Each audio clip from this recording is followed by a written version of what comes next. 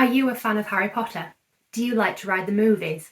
Then Universal Orlando Resort might be just the place for you. Join me today on Walt Disney World Adults Only as we take a closer look.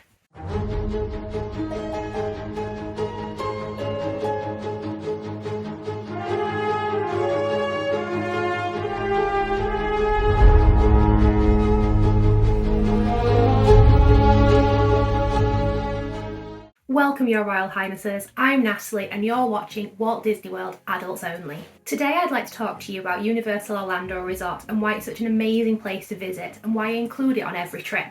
I'm well aware we've talked about Universal a little bit before, and I'll make sure to link that video in the description down below, but I'd like to go into a little bit more detail and see if I can convince you to visit as well. Before we get into the video, I'd just like to remind you to hit the thumbs up, hit subscribe and that bell notification icon so you know when the next video lands. We really enjoy putting these videos together and helping you plan your next Disney vacation. You never know, you might be adding Universal Studios to your next Disney vacation as well now. Universal Orlando Resort is a pretty big area, encompassing two main theme parks, one water park and City Walk, which is the equivalent of Disney Springs. However, it all started with one theme park, Universal Studios, which opened on June 7th, 1990, making it just a little bit older than me. Universal has changed a lot over the years, and some of the classic rides such as Jaws and King Kong have gone by the way, but some classics still stand around, such as E.T. Adventure. But I think some of the changes have been worthwhile. Look at Harry Potter. It's such an immersive, amazing experience, and it really brings Universal to life. Universal Orlando Resort opened on June 7th, 1990 with Universal Studios, the park where you can ride the rides. Its success meant that its second park, Islands of Adventure, soon followed and opened on May 28, 1999. Volcano Bay, which is a water theme park, is the newest addition to Universal Orlando Resort and opened in 2017. I've not actually made it across to Volcano Bay yet, but it's definitely on my list of places to go. It looks really good fun. Now, Universal Studios itself, and I'll talk about that park first, is a little bit different to your Disney theme parks. It's not quite as magical, which for me is actually quite nice and is a little bit of a break out of that Disney bubble and a different pace. It's actually quite relaxing, or at least I find it so. Universal Studios, although a lot of people think of it as just screen rides, has a lot to offer and there are so many different things out there. Yes, there are screen rides such as the Race Through New York and the Fast and Furious ride, but there's so many more. There's Hollywood Rip Ride Rockit, where you get to choose what music you listen to as you go around on a roller coaster. It's got a terrifying first incline where you go straight up and then it feels like you go straight back down again. The impressive thing about this roller coaster is that it never actually goes upside down despite having a massive loop right at the beginning. It's really good fun. I actually choose Finger 11 by Paralyzer as I'm going around. I love to scream the lyrics as the wind is rushing through my hair. The next ride, Revenge of the Mummy, is actually my favourite ride at Universal Studios Resort. I was lucky enough to get onto this ride as a soft opening, which meant that although not everything was working, I got to go on the ride before a lot of other people. I think I must have ridden it about 10 times back then. It was so good. What I like about the Revenge of the Mummy roller coaster is that it's a great mix of proper roller coaster, you get quite a lot of airtime, as well as some screens, 3D effects, including flames and water. And it is just a fantastic ride and I highly recommend it.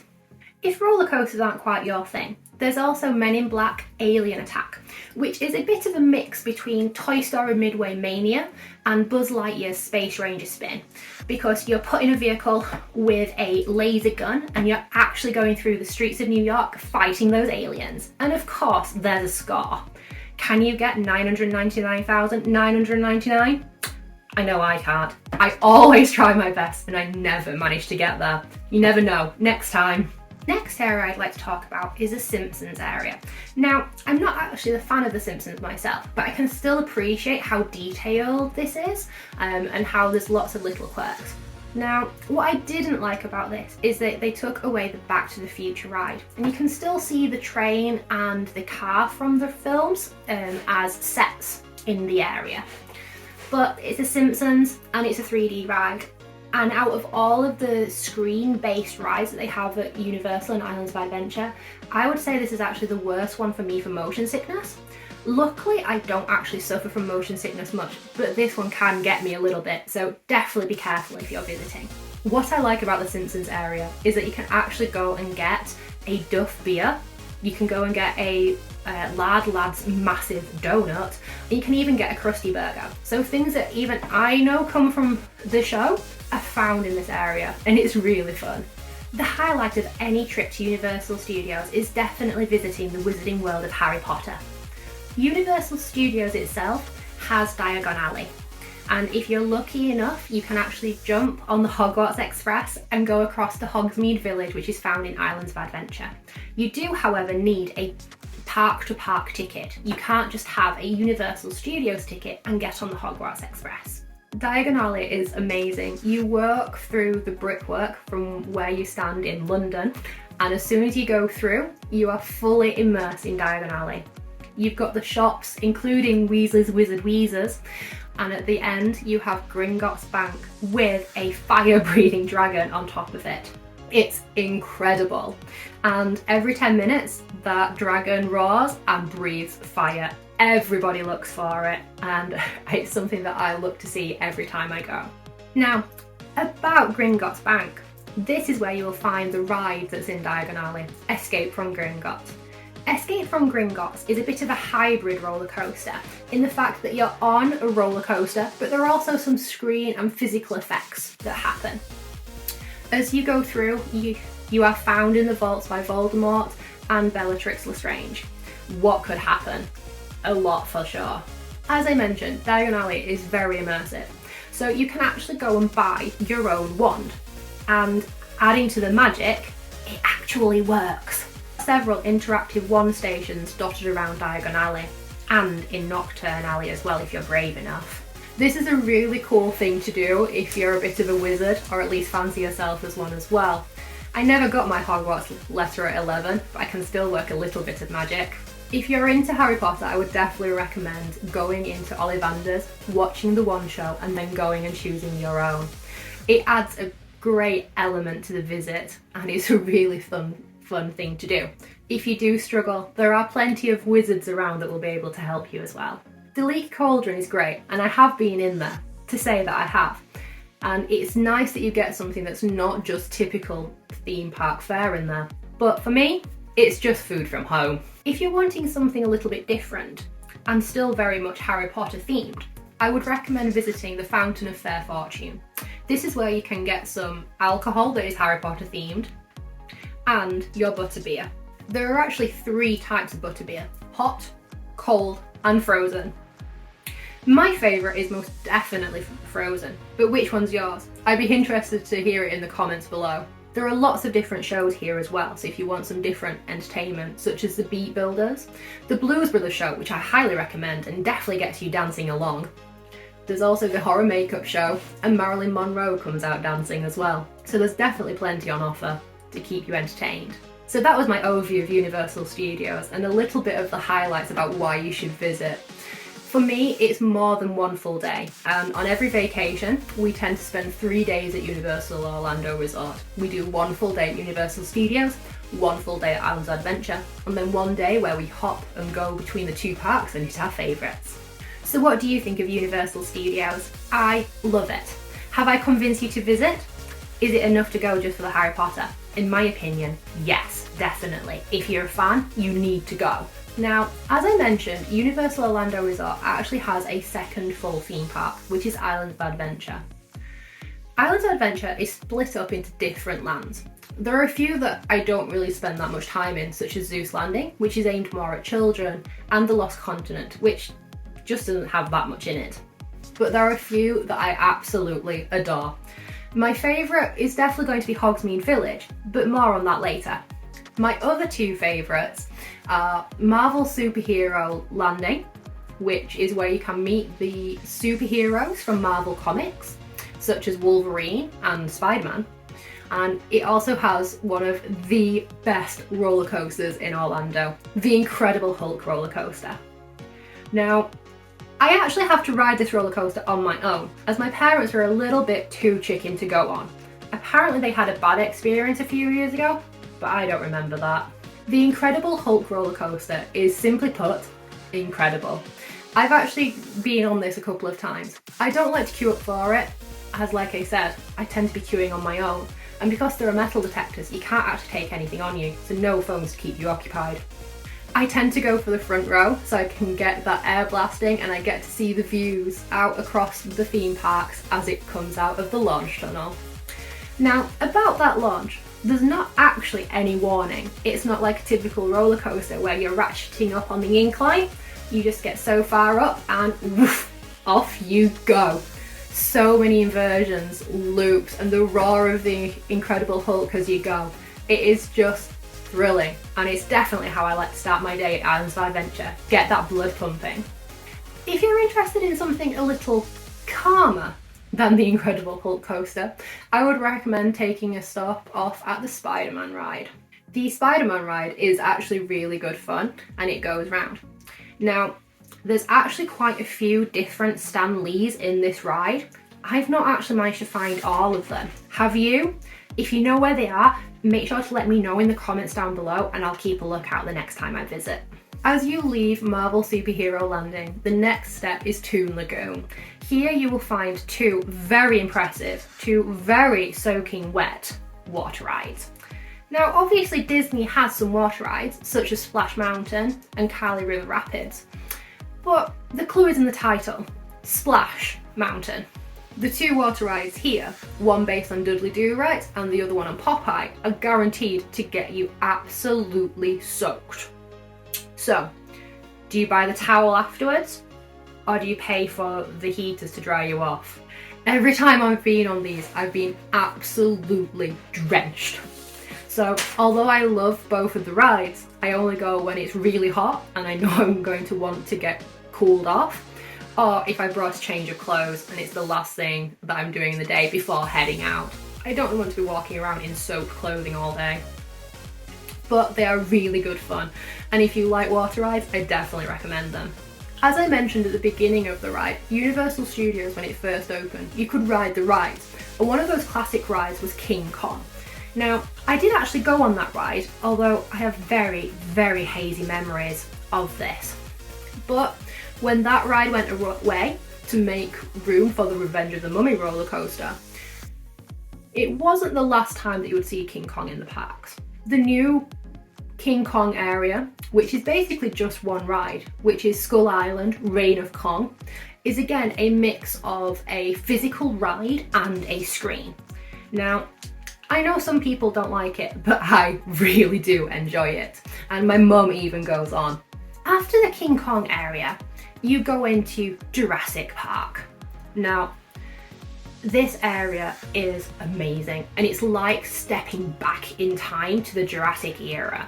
All the flora and fauna are themed around Jurassic Park, and there's lots of critters on the music in the background, and even some dinosaurs poking their head out of the foliage. Here there is a meet and greet with Blue, if you're brave enough, and also two rides. The first one is another water ride, a little bit calmer, a little bit tamer, and somewhere between a Disney level of getting wet and the two that are found in Toon Lagoon.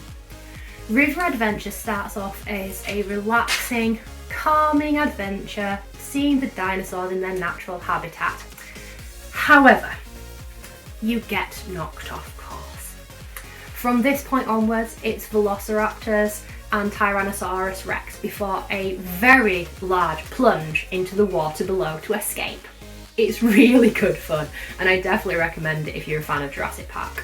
Now, the highlight of any visit to Islands of Adventure for me is not, as you may think, Hagrid's Magical Creatures Motorbike Adventure, but is actually the VelociCoaster. This is the newest roller coaster to open at Islands of Adventure, and it is amazing. I've actually only been on it once, and I kick myself for not getting straight back into that queue and going on it again. It was that good. The theming is incredible and absolutely spot on. You can see the raptors, you can feel the raptors, you can hear them, and then you get in the roller coaster cart. Now, this is a pretty technical roller coaster with lots of loops, turns, upside down bits and a top hat. But yet, what is essentially a lap bar. I was quite dubious when I first got on this roller coaster and didn't necessarily know whether it was safe. However, that fear quickly went when we shot off on the first launch. It is twisty, it is turny, it is super fast. There are several launches. There are things in the roller coaster that I know are there but didn't actually see it because I was too busy taking in the rest of it, such as a statue of the velociraptors as you're going round. My favourite bit is actually when you go upside down and then you travel straight upside down for what seems like several seconds, and you think you're probably going to fall out of your chair. However, it is the perfect level of airtime, and just as you're about to go, uh-oh, you spin back around and you continue with the rest of the journey. It is amazing, and for me, it's the best roller coaster in Orlando. Whew! Enough about the VelociCoaster and the Jurassic Park. The next section is the overall highlight of my trip to Islands of Adventure, and that is Harry Potter, the Wizarding World, Hogsmeade Village. This is where you will see actual Hogwarts Castle and get to visit the village of Hogsmeade as well. Now, who'd have thought that Florida would have snow? But there's snow in Hogsmeade all year round. There are actually 3 rides in this area. Flight of the Hippogriff, which is a family coaster. I actually went on it last time and me and my partner managed to squeeze into one cart. This is definitely not something I recommend, and there was definitely not enough room. The next ride is Harry Potter and the Forbidden Journey. This ride actually takes part in Hogwarts Castle itself, and the queue is going through Hogwarts. You get to see Professor Dumbledore, you get to see Ron, Hermione and Harry as well. And even if you're not going to go on the ride, I would definitely recommend going through the queue to see the sights. This ride is quite different to most of the other screen-based attractions and has lots and lots of physical effects and puppets going through, and I really enjoy this ride. I think I actually prefer Harry Potter and the Forbidden Journey more than Escape from Gringotts because of the physical puppets and attractions that are in here. The premise of this ride is that Hermione has enchanted your bench and you're going to join Harry and Ron on a flight on a broomstick.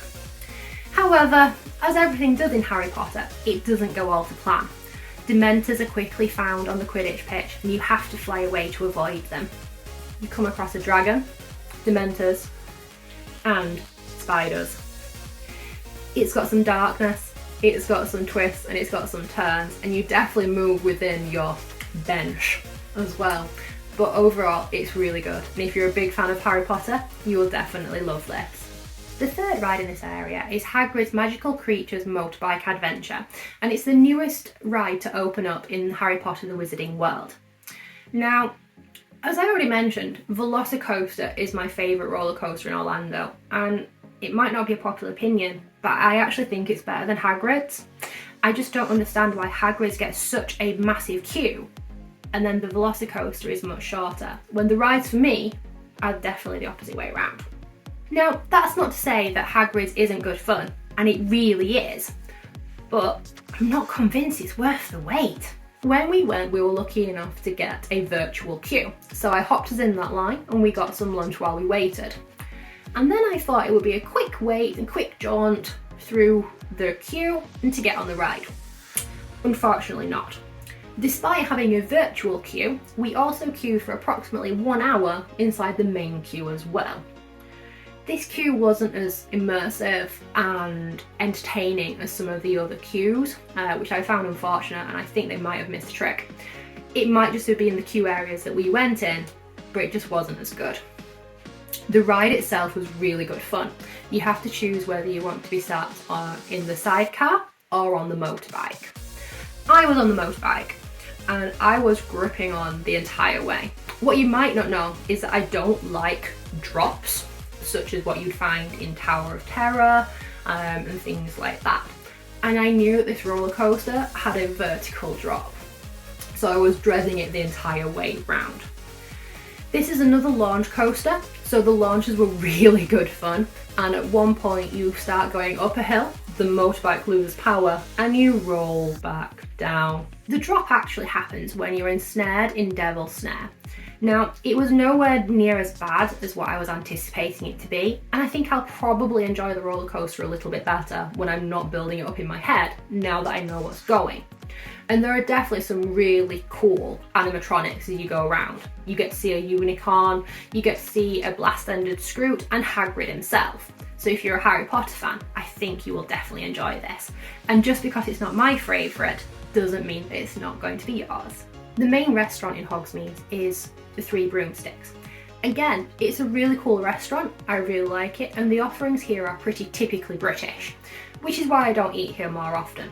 I can get that sort of stuff every day, but it is really good, and it's nice to have a different option in a theme park that's not chicken, burgers and hot dogs. And that brings us to the end of the overview of Islands of Adventure, another fantastic theme park that I definitely have to visit. At the end of your day on your trip to Universal Orlando Resort, there's also somewhere where you can get food and drink and go and have some good fun, and that is Universal Orlando City Walk. City Walk is a mixture of entertainment, shopping, restaurants, and even some adventure golf. There are plenty of different cuisines on offer, such as burgers at the Hard Rock Cafe. You can get something slightly different at Toon Chocolate Emporium, where a lot of the food has chocolate incorporated. I've not actually been in the restaurant itself, but I have been for one of their milkshakes, which are amazing and could probably be classed as a meal on themselves.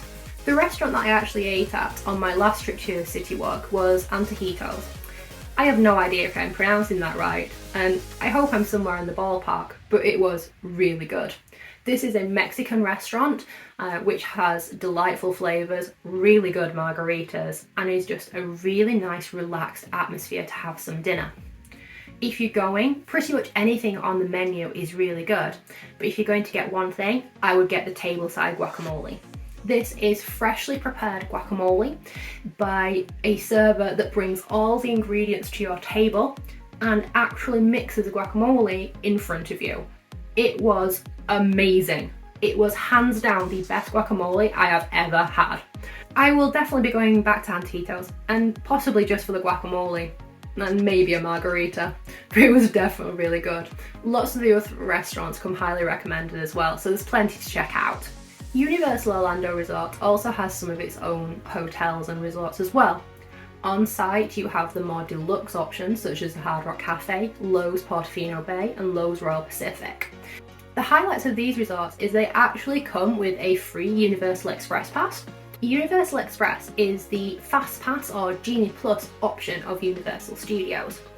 This is a paid ticket which allows you front of the line access to most of the rides. Not quite all of them are included, and there are different levels of Express. You can get one which just does one park, you can get one that does both parks, and you can get options as well where you can just go on each ride once, or you can have unlimited rides on each ride.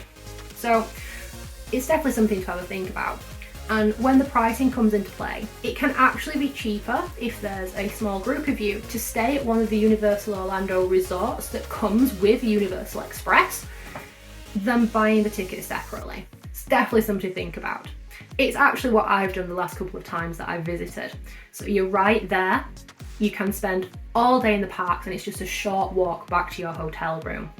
And some of the hotels come with some pretty good views of the theme parks too. If the deluxe resorts aren't your thing, there are also some more moderate resorts as well, which are just a little bit further out and don't come with the Universal Express option, but you can get early theme park entry. And there it is, my overview and favourites of Universal Orlando Resort. What do you think? Will you be going there on your next vacation? Even if it is just to visit the Wizarding World of Harry Potter, I think it would be worth it. Yes, Universal Orlando is different to Disney. It's not got the same level of magic, it's not quite as immersive in some areas, but it's definitely a fantastic place to visit, and it keeps me coming back every year.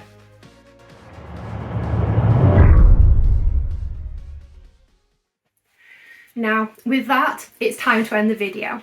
Thank you for watching. Please remember to hit thumbs up, the subscribe button and that bell notification icon so you know when the next video lands. We love putting these videos together and we wouldn't want you to miss one.